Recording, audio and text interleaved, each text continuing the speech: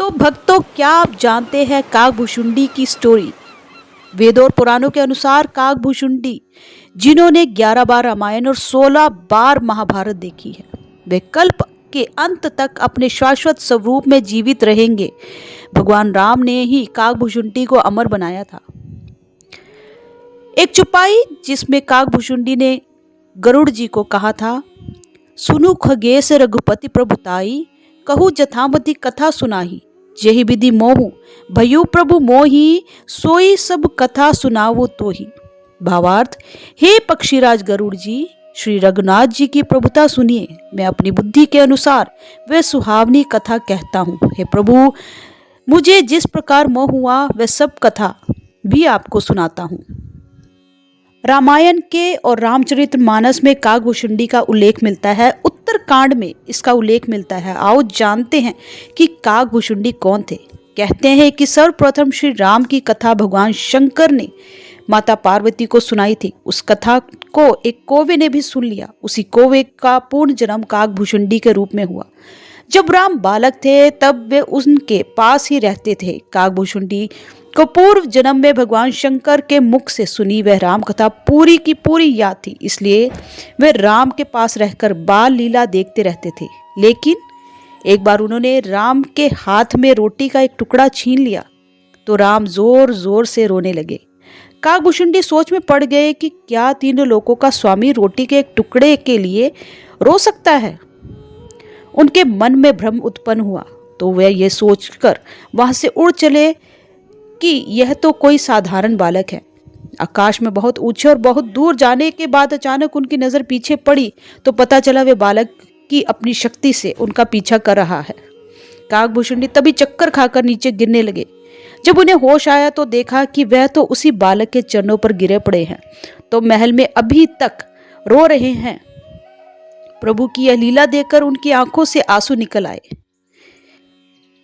काकभूषुंडी को राम कथा और अपने शिष्यों को सुनाई। इस प्रकार राम कथा का प्रचार प्रसार हुआ और काकभूषुंडी की इस कथा को भगवान गरुड़ को भी सुनाई और गरुड़ ने ऋषि याज्ञवल्क्य ने सुनी।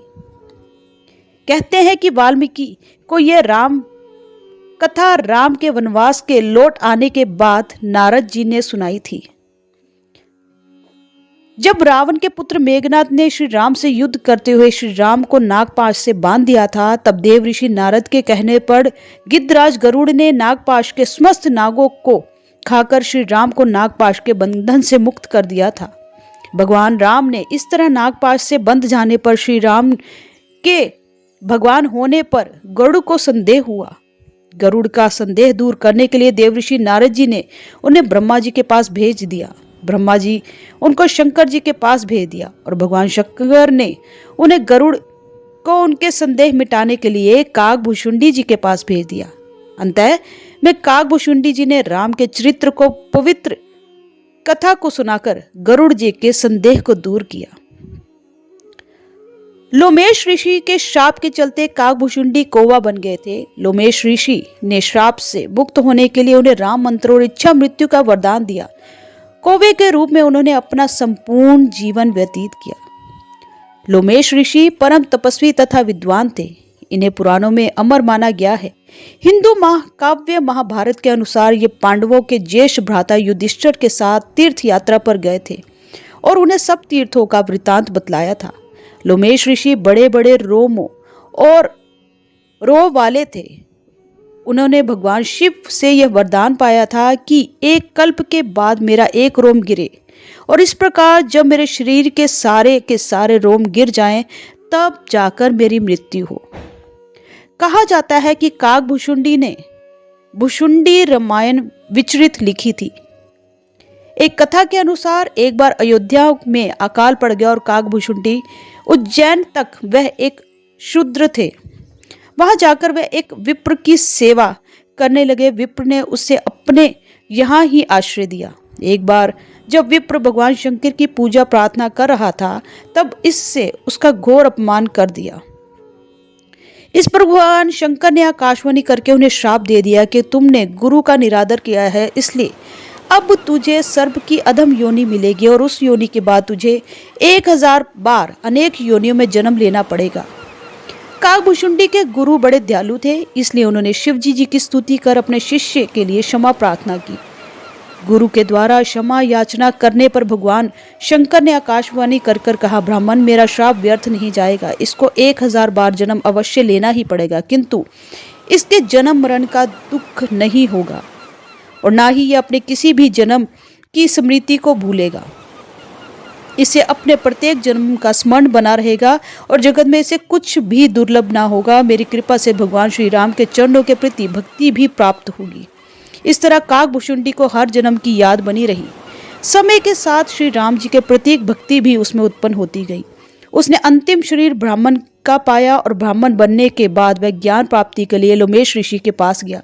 जब लोमेश ऋषि उससे ज्ञान देते थे तो वह उनसे अनेक प्रकार के तर्क कुतर्क कहता रहता था। इस प्रकार इस विवाद से कुपित होकर लोमेश ऋषि ने उन्हें श्राप दे दिया कि जा तू तो कुआ हो जाएगा। वह तत्काल कुआ बनकर उड़ गया। श्राप देने के बाद लोमेश ऋषि को पश्चाताप हुआ और उन्होंने उस कोए को वापस बुलाकर राम मंत्र दिया कि साथ ही इच्छा मृत्यु का वरदान भी दिया। कहते हैं कि कोए का शरीर पाने के बाद ही राम मंत्र मिलने के कारण उस शरीर से उन्हें प्रेम हो गया और वे कोए के रूप में ही रहने लगे और कालांतर में काकभुशुंडी के नाम से पहचाने गए।